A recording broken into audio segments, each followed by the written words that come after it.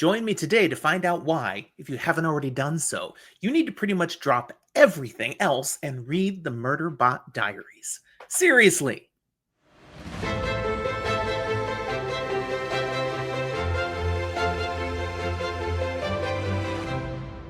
Welcome to Fantasy for the Ages, the show where a father and son talk about fantasy, science fiction, horror, and other nerdy things we enjoy.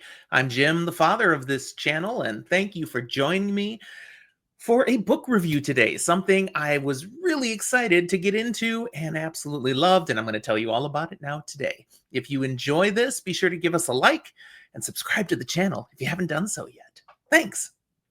I'm here to talk to you about All Systems Red by Martha Wells, the first book in her Murderbot Diaries series. This book came out in 2017 and is science fiction with a leaning into the cyberpunk subgenre. If you haven't read this yet, no worries. This will be spoiler light, but I'm definitely going to give you enough of a taste to know if this might be for you. And I sure hope it would, because boy, it was entertaining. Now, I mentioned the cyberpunk subgenre, and you might be going, cyberpunk? What's that? Well, let me tell you. It's science fiction that leans into the intersection of advanced technology, dystopian societies, and the human condition. Now, that can take many different forms. It's definitely prevalent in this series, and in particular, leaning into something that's more and more relevant now, artificial intelligence. I read this series because, well, it's been sitting on my TBR since 2021. Now, this was about halfway through the first year we were doing Fantasy for the Ages, and we're interacting with more and more fans and other content creators. And so I was learning about a ton of books out there people thought were worthy that I'd never even heard of. This was one of them. So it went on my TBR, but not near the top. And there's a reason for that. We are Fantasy for the Ages. The reason fantasy is first is that's really been my primary jam for a long time. I love fantasy. The Lord of the Rings, The Chronicles of Narnia, Harry Potter, The Wheel of Time. Okay, fantasy has been my thing. And I like science fiction. And I get into some horror. Okay, but fantasy.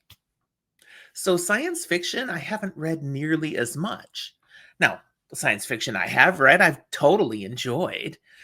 But I find it kind of gets fit in when I've had enough fantasy that I need a break for a little bit. That did not serve me well in this case, because I moved All Systems Red and the entire Murderbot Diaries up to the top of the TBR because I saw Apple TV Plus is working on an adaptation. And I'm going to want to watch that. But I always want to read source material first before I get into an adaptation. Don't you? I mean, come on.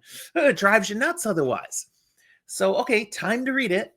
And as I dove into All Systems Red, I'm like, oh my goodness, I have read a lot of fantasy since 2021 that was not as good as this book. I've wasted part of my life. I should have got to this a lot sooner. I had such a blast with this book, and I'm going to continue right through the rest of the series. And I'm excited to see it adapted for Apple TV. It has the potential to be done really well. Of course, as with all adaptations, it has the potential to be done really badly, and I will be mad about that. The setting of All Systems Red is everything you want in an all-out creative science fiction novel. We're in some far distant, corporate-controlled section of space where humans are the primary life form, but where technology and AI has developed to such a level that we also have, in the midst of the humans, augmented humans. These are people who have replaced parts of themselves with technology or have just added on tech tools to enhance what they are able to do. Some of that being in their thought processes, ways they can interact with the feed, the way data moves back and forth in society, and they can just do that. They've got a chip in their brain, that kind of thing. But then there's also constructs that are basically androids, mostly robotic creatures driven by artificial intelligence, but they have cloned human flesh that encapsulates their robotic form. So you don't see a metal man walking around. You see a person, but they're clearly not just a person. They all look pretty much the same specs, same artificial ways of moving. They can interact with you like a person, but they're clearly not a person. And then there's one more layer. There are just bots. These are purely technological entities that are operating as full AIs. They can think, they can process, they can make decisions, but they're not passing off as humanoid at all. All of this is part of the setting in which this rich story is told.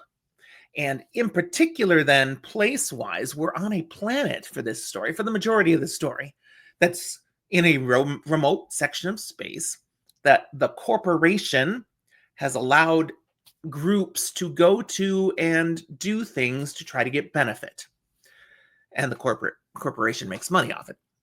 One group's out there for research, another is out there, exploring for resources, kind of like prospectors. It's a common thing that happens. But when you're out there in a remote part of space, things can happen. Risk is real, but reward is potentially high. This setting is just beautifully immersive. I mean, without a ton of world building, this is not a long novel. Martha Wells somehow just allows us to get what's going on. It just felt natural the way she wrote about everything, and you're like up to speed so fast. I've barely read any pages, and I'm like, I totally know what's going on. I feel completely home here. How'd she do this? I felt like I was fully up to speed, far faster than I had any business being. That's a gift, Martha Wells. Well done. 5 out of 5. Strong score for your approach to building a setting for us. Let's talk about the plot of the story, the summary. Again, spoiler light. This is the story of Murderbot, a sec unit android. Now, android is never used in the book. That's my terminology being applied to what I read. But these androids, they are constructs built for a variety of purposes. There's more than one kind of these androids. A sec unit, security unit, is, specifically designed for security and protection of those who hire it.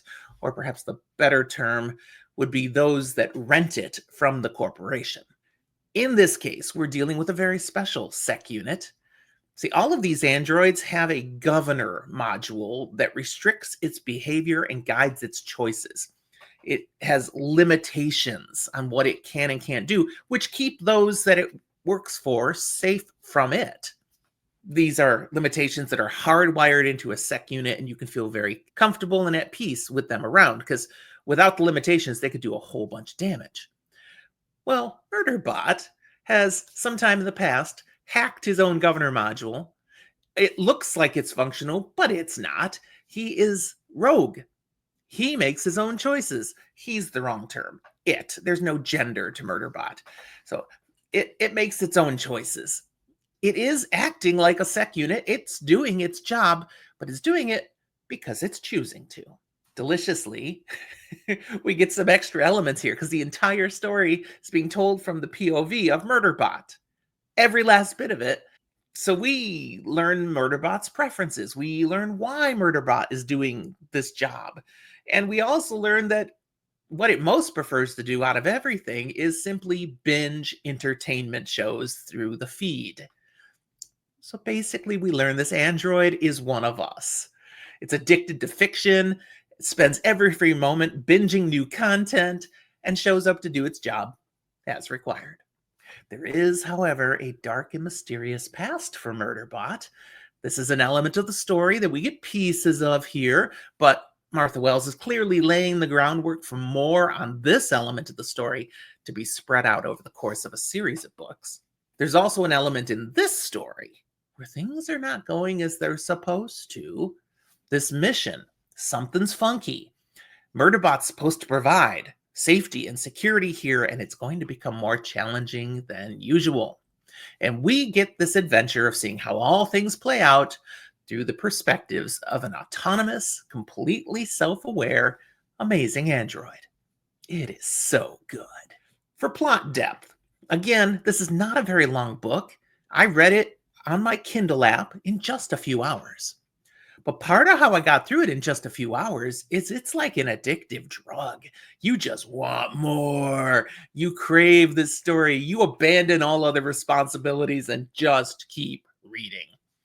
The narrative is relayed through that one POV, Murderbot, who is a frankly honest AI giving you genuine truth because he's speaking truth to himself most of the time, saying harsh, snarky things about the world around itself, but also smart enough not to say these things out loud to its clients. We just get to hear them in this rambling inner monologue. The truth hurts, my friends, when it's expressed out loud, but when it's just relayed to us through the thoughts on the page, it's just hilarious. There are true mysteries shared through this narrative, both for the current book and for setting up that larger story that will be revealed across multiple novels. Wells does this with excellence, and the interest built up through that is super high all the way through this book, and I assume will be the same through the rest of them. There are reveals that come along the way, as happens in any great novel. When they happen in this, they're very satisfying. 5 out of 5 for the depth of the plot. There's a lot of creativity that went into this, and you are really captivated by the reading experience. And as a short novel, it's impressive how well this was done. As to characters, Murderbot by itself sells this entire book. Martha Wells has created a self-deprecating AI entity that actually has heart, and you can't help falling in love with this being. Contrasted against Murderbot are all the flesh bag humans, some of whom are intelligent, kind, but naive, others who are selfish and evil, and you want them to get the worst to happen to them. But all of them are immensely more stupid than Murderbot. Okay, that might be a bit of Murderbot's perspective slipping into my review, but still, these characters all do add great value to the story, including a lot of entertainment because of Murderbot's take on the actions of those around itself. 5 out of 5 for character development here. Martha Wells has created gold in this book. Still, I'm shocked I didn't get to it earlier. I really should have. Regarding Martha Wells' writing style, this was an immensely easy science fiction story to read, despite the advanced technology and the alien setting. Perhaps that flows from how human Murderbot really comes off as. It also perhaps comes from how relatable the other characters in the story are. Wells demonstrates a gift in writing a narrative that demonstrates and incorporates highly advanced technology in a manner that we can easily understand and yet does not feel dumbed down. That can't be easy to do in science fiction writing, but Martha Wells makes it seem effortless. I do want to take a moment to highlight the humor that the author incorporates throughout this novel, which gives a surprisingly light tone to some seriously heavy occurrences and events. I mean, people are betrayed, people are killed in some fairly despicable ways, and yet the story never turns dark. Murderbot's obsession with entertainment, particularly episodic space-based soap operas, may have something to do with this. Overall, this story's style is impressive and earns a 5 out of 5 for writing. I just had so much dang fun reading All Systems Red. For themes, even though it's short, even though it's a light, entertaining novel, there are some deep themes. Here's the ones I see standing out most prominently: identity and self-discovery. Just who is Murderbot, really? This is something our character is coming to grips with through the story. How it sees itself, how it is perceived by others, how it allows others to see behind the veil over the course of the story. And then how it acts, founded on its sense of identity. I mean, these are major elements of this story, a key driver of the growth that we will see in Murderbot. Another theme is free will versus control. Murderbot is free in a society where such constructed beings are designed to be controlled. I mean, without that control, things can go very wrong. Yet, with that control, things also can go wrong. Perhaps having autonomy is the better option. But in that, there is great risk. You don't know what someone may do. This is explored throughout the novel. Human AI relationships is another theme, and this grows more and more relevant these days. Perhaps we're truly reading in All Systems Red the future as we see this self aware AI interacting with others, navigating social anxiety, and confronting moral dilemmas and having to work through it. It's fascinating. Another theme, the ills of the corporate world. Okay, that doesn't sound like fiction. This perhaps suggests where we could end up if corporate structure and organization continues unchecked into the future. Martha Wells is making some pretty strong social commentary in this regard. The final theme I'll toss at you is the nature of humanity. This final theme touches on just what is it to be human? Is that entirely due to the body we have, or is there some other element of being human than just how you are put together? Deep theme. For warnings in this book, there are certainly scenes of violence and death in the story, some of it brutal and shocking. But Murderbot's detached POV mitigates the impact of this somewhat. It's still present, so might be unsettling to others, but I didn't have any issue. If someone has had issues with corporate greed and exploitation, some elements of the story may resonate too strongly. I don't think this is a common issue because, again, the tone of the story, the approach it's taking, I think most people with an experience like that in their background are actually going to relate to this story. And rather than take offense, they're going to be on board and just enjoying the heck out of it. But still, be aware, that's an element. Remember that this story is primarily driven by the perspective of Murderbot. There are plenty of high stakes, tense situations, matters of life and death, but the POV really mitigates the stress any reader might experience, and the humor scattered throughout helps immensely. My rating for this book is a solid 5 out of 5. That should not surprise you at this point. Read this book. Just do it. Then come thank me. This was one of my most entertaining light reads that I've experienced in a long time. It's so worthy of your attention.